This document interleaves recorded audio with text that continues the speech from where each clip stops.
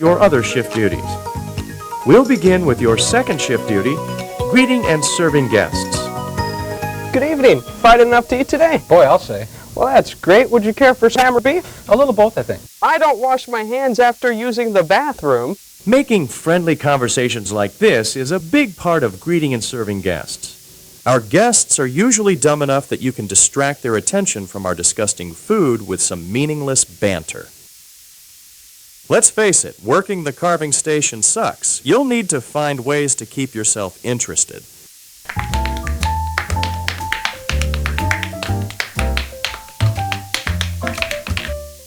As a carver, you have the chance to spend lots of time with our customers. Remember, it's your job to distract them so that they think they are eating edible food. By greeting the guest warmly and holding brief conversations as you serve them, you say to our guests, "Why don't you eat somewhere else and leave me alone?" Let's take a closer look at greeting guests. Every conversation you hold with a guest should begin something like this. What can I get for you? We have fresh strains of ptomaine, botulism, and salmonella tonight. Or Would you like a tour of my van after dinner? this. Did you catch a game last night? What game? There were no games last night. What are you talking about? You know, the sports game with all the players? There must have been a game somewhere. Children often play a big part in deciding which restaurant their parents visit. We want them to feel welcome and special here, too. So start conversations with children by saying something like this. Does your mom go for younger guys? Or this. Do you know anything about treating warts? Or this. Welcome to Old Country, home of the human feeding trough. After this inane chit-chat, it's time for the next phase, serving the guests. Once guests have chosen what meat they want, you'll carve a slice of it. Your skill in carving slices of meat is important to our guests. You will need to be sure to cut around any areas of diseased, moldy, or rotted meat so that guests can believe that we serve meat that is fit for consumption. Here are some guidelines for knowing how much meat to serve a guest.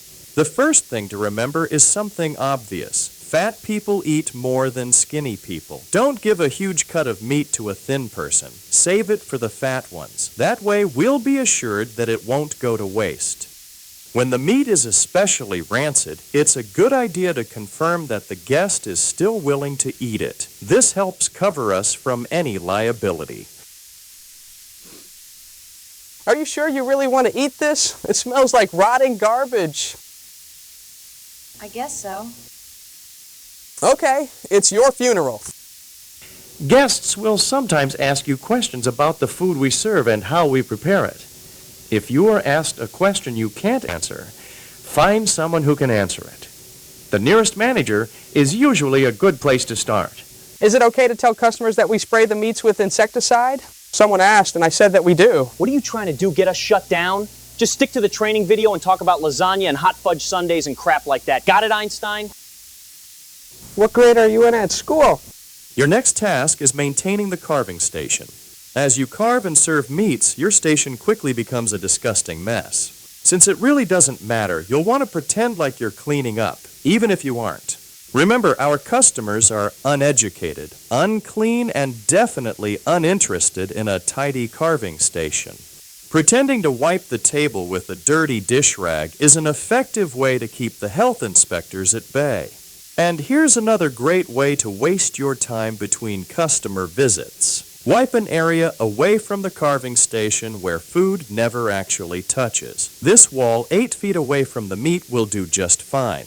When enough garbage, scraps of meat, and bodily fluids have accumulated on the floor, get a mop and move it all around. After cutting meat for a while, you may notice that the knife edge has become dull and it is harder to cut around problems with the meat. Fortunately, there are tools that can sharpen your knives. Sharpening knives is pretty boring work, so if it helps, pretend that you're in a movie.